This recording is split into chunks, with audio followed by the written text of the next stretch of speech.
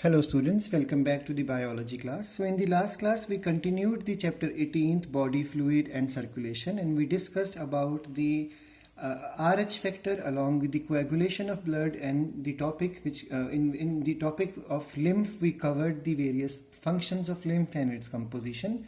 We learned in the last class that Landsteiner and Weiner discovered the RH factor in 1940, and we understood in the last class that maximum Indian population and even the world population is Rh positive in nature. The similar type of antigen is found even in the rhesus monkey. That's why this factor has been named as Rh, which stands for rhesus.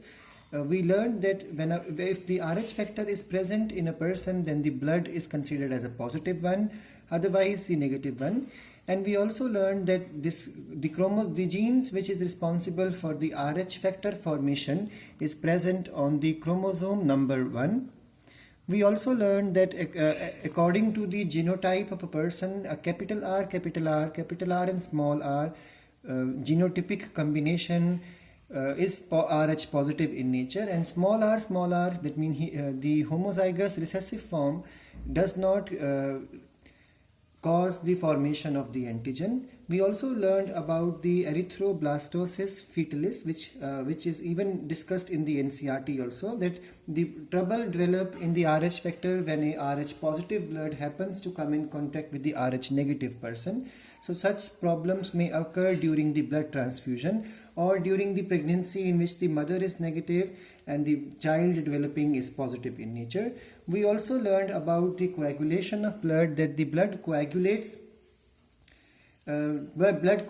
in certain condition. It could be intrinsic pathway of formation of blood clot, or it could be the extrinsic pathway. Normally the blood does not clot, it continues to flow because there are some anticoagulants present in the blood, for example heparin. But once there is a rupturing of the blood vessel or some injury, in that case the compounds which are able to overcome these anticoagulants, they become active and blood undergoes coagulation. We learned in the last class that there are 13 factors which were named by the scientist in a particular sequence, and we learned that the 6th factor is missing in this complete sequence. So in overall there are 12 factors, but their numbers are from 1st to the 13th, because 6th is a hypothetical one which could never be confirmed by the scientist that it is present. Factor first is the fibrinogen, we learned. Second is the prothrombin. Third is the tissue factor. Fourth is the calcium ion. Fifth the proacelerin, and then 7th factor is the pro-convertin factor. After that we learned that there are 8th, 9th and 11th factors which are responsible for different types of hemophilia A, B, C if they are absent. 10th factor is the Stewart-Provis factor, one of the crucial factor, and the 12th factor is the Hageman factor, and the 13th factor is the fibrin stabilizing factor. We learned in the last class that the serum is the fluid which is left behind after the clot formation. So plasma minus all the proteins involved in the clot formation is called as serum, and clot formation involves intrinsic as well as extrinsic pathway. We discussed about both the pathways in the last class, that how through both the pathways finally whether the intrinsic pathway or the extrinsic pathway activator of the 10th factor is generated. So these complexes are able to activate the 10th factor, which links with the 5th factor, phospholipids and the calcium ions to form thrombokinase, which activates the prothrombin into thrombin, which activates the fibrinogen into fibrin, and finally the 13th factor stabilizes the fibrin so that a proper clot is formed. We also discussed about the composition of lymph in the last class, that lymph is nearly colorless mobile fluid in the lymphatic vessels, and it will always carry the blood into the venous blood.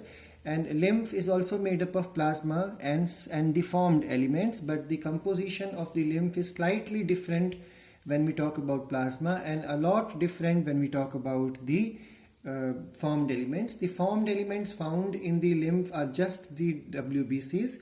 There are no RBCs, no platelets present in the lymph, and the plasma composition is slightly different from that of the blood because it carries 94% water and then it carries 6% dissolved substances, and then it has lesser number of proteins, calcium as well as the phosphorus.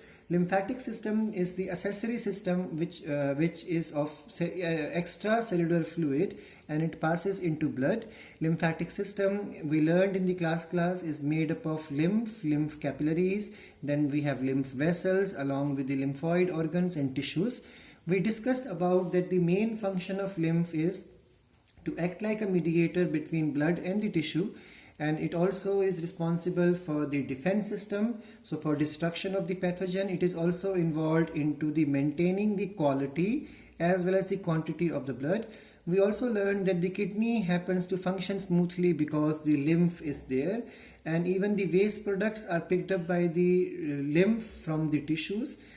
Fat drops are picked up by the lymph from the intestine, and hormones first enter into the lymph and then they reach the blood for circulation.